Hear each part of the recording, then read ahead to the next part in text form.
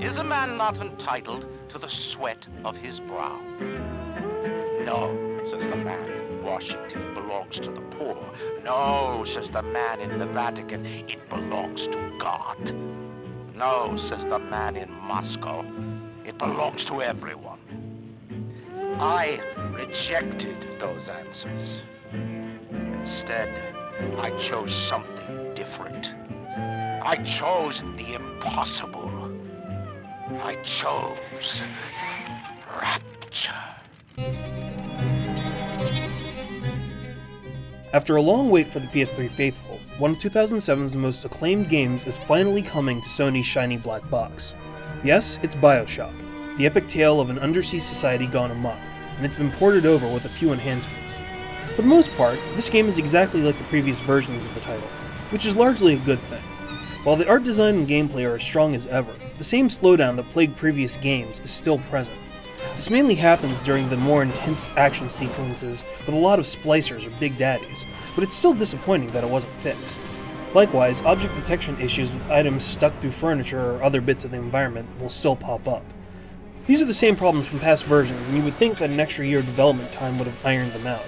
Incidentally, the Little Sister glitch that allows more Little Sisters to spawn than there should be on a level still exists, so you can still max out your Atom if you take advantage of it. There are a few enhancements to the PS3 version though.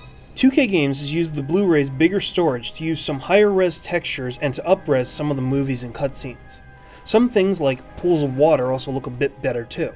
The overall effect is a slightly sharper Rapture, but since not everything seems to have benefited from this treatment, there's a funky mix of low and high textures. This also means that there's a little bit more texture pop in when new textures are loading.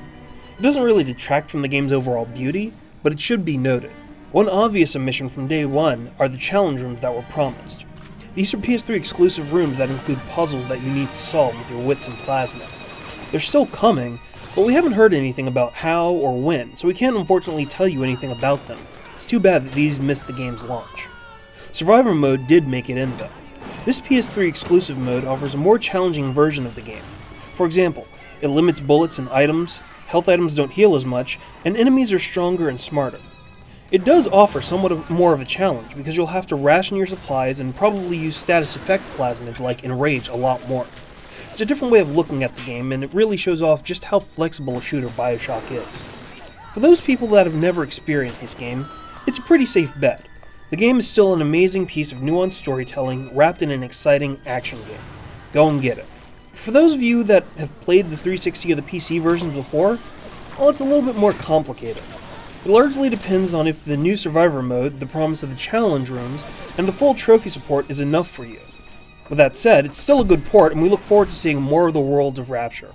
For the full written review, head over to IGN.com.